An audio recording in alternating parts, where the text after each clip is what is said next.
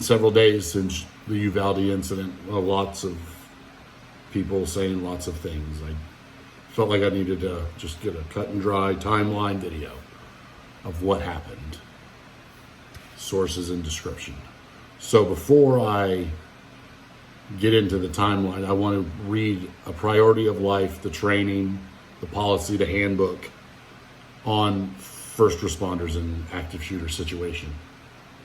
First responders to an active shooter scene will usually be required to place themselves in harm's way and display uncommon acts of courage to save the innocent. As first responders, we must recognize that innocent life must be defended. A first responder unwilling to place their lives of the innocent above their own should consider another career field. It's their book. First responders must understand and accept the role of protector and be prepared to meet violence with controlled aggression. The priority of life scale is used to guide first responders during their critical decision-making process that is required to effectively neutralize any threat. It's in the handbook, guys. The policy. Priority of life.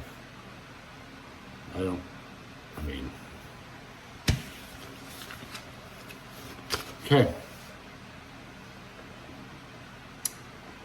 11 a.m. The shooter posts to Facebook, "I'm going to shoot my grandma." He does. Shoot her in the face. She survives, gets next door, calls 911. First 911 call, 11 a.m. 11:15, post to Facebook, "Gonna shoot up the school." Well, it may not have been Facebook, social media. 11:27, shooter crashes his truck near the school. A teacher comes out. Here's the commotion, props the door open, goes in to call 911. As she's coming back, the shooter engages people with his gun who are coming to see and check on him on the crash. Now, 11:30, with the school door propped open, a third call is made about the crash. The shooter then starts shooting at 11:31 at the school. Police arrive on scene. They can't pinpoint him down because he's hiding and moving. At 11:33, the gunman enters the school via the door that was propped open by the teacher that was ran off by him shooting at her. At this point, he has shot over 100 rounds, and there has been 3 911 calls made.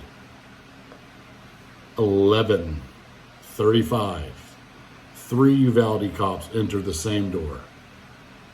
They were shot at. At that point, 4 more officers follow behind. They were shot at. Some were grazed by bullets. They back out. 11:37, 16 rounds. The gunman begins to fire. Don't know at what. 11:43, school announces on social media they're locked down. 11:51, more police arrive on site. 11:54, parents begin to gather at the school. And as you can obviously guess, tensions are very high. All right, at 12:03, 19 officers are in the school facing one 18-year-old gunman. 911 call from room 112. It's a female. That's the fourth 911 call.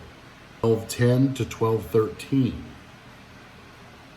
The same caller calls again. Multiple dead is what she tells the dispatcher. 1211. Police with megaphone announce that kids will be moved to a nearby funeral home to reunite. I don't know why the police are announcing that. 1215. Members of the Tactical Border Patrol Unit show up. 1216. Same caller as before from inside the school calls again, tells the operator there's 8 or 9 students that are still alive. So at that point, I believe it's the 6th 911 call.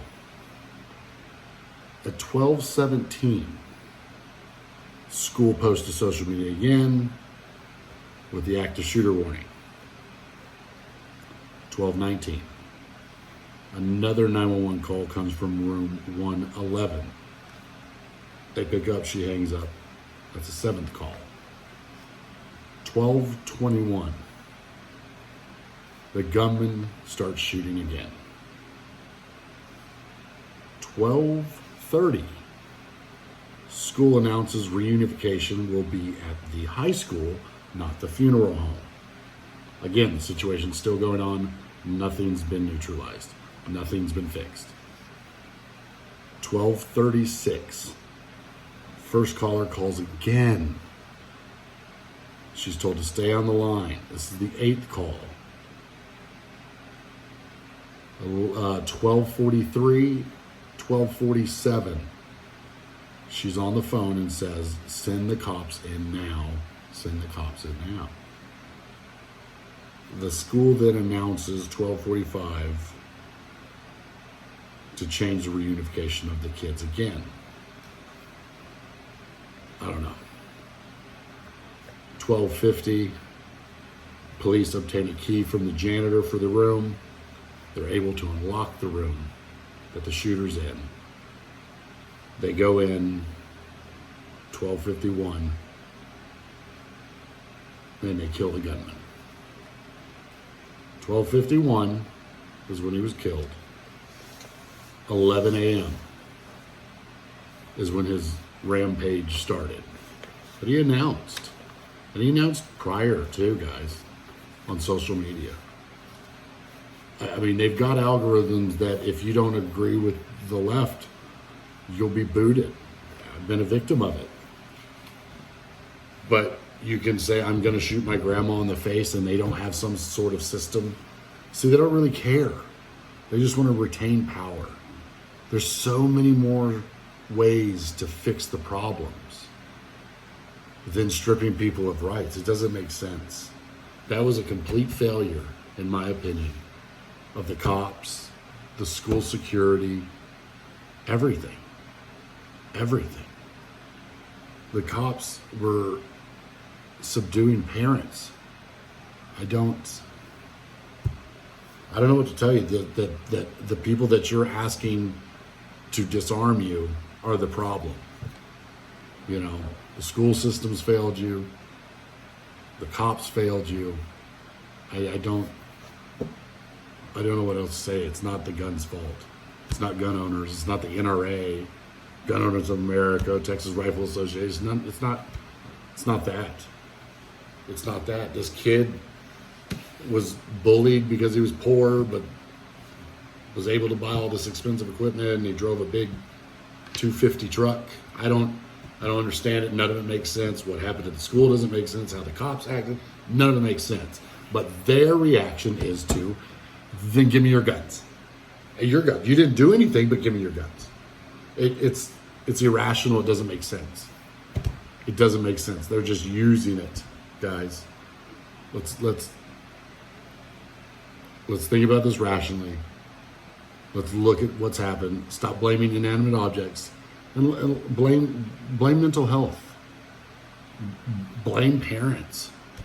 I mean, where's the school? If he's being bullied this bad that he's going to shoot it up, the parents aren't out saying anything. They're not advocating at the school. They're not. I mean, none of it adds up.